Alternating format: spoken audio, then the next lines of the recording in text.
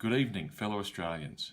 I'm very excited to inform you tonight about a new discovery, the cure for homophobia. In case you don't know, homophobia is the irrational or unreasonable fear of two people of the same gender who love each other. In Australia, homophobia is the #1 cause of marriage inequality.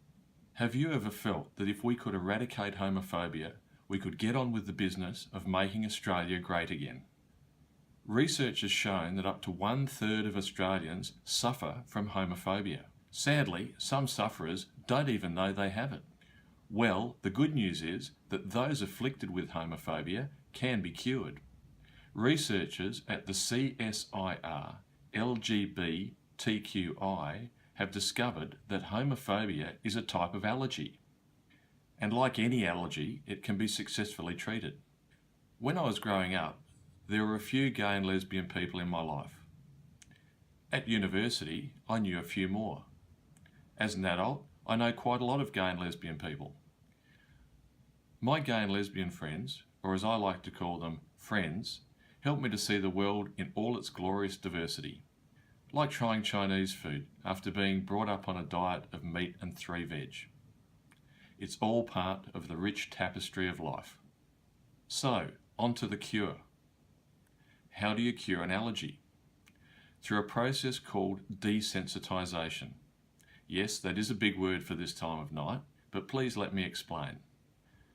Desensitization means to expose the patient to a small amount of the irritant to reduce their sensitivity.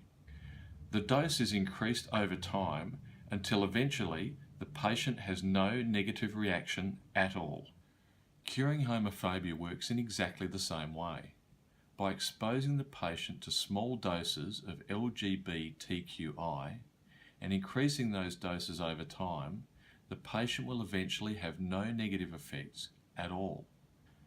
So how do I administer the treatment to my homophobic friend, I hear you ask?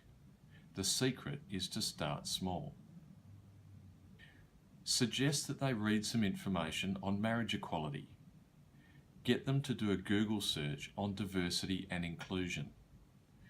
Ask them if they've read the Equal Opportunity Policy in their workplace. The next step is a face-to-face meeting. This is called confronting your fears, although it's not confronting at all. Introduce them to one of your gay or lesbian friends. Suggest they go for coffee. Go with them, it'll be fun. The final step is lunch, dinner, or drinks.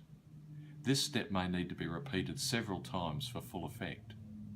By the end of the treatment, the patient will even be able to go to the Sydney Gay and Lesbian Mardi Gras or the Broken Heel Festival with no negative effects at all. And the best news of all, there is 0 chance of a relapse. Enlightenment is a one-way street. And remember, even though the marriage equality plebiscite is a huge waste of taxpayers' money, it is critical that you and your homophobic friend vote yes. After all, we don't want this stain on our reputation as an inclusive nation to get any bigger. And we don't want to have to do this again.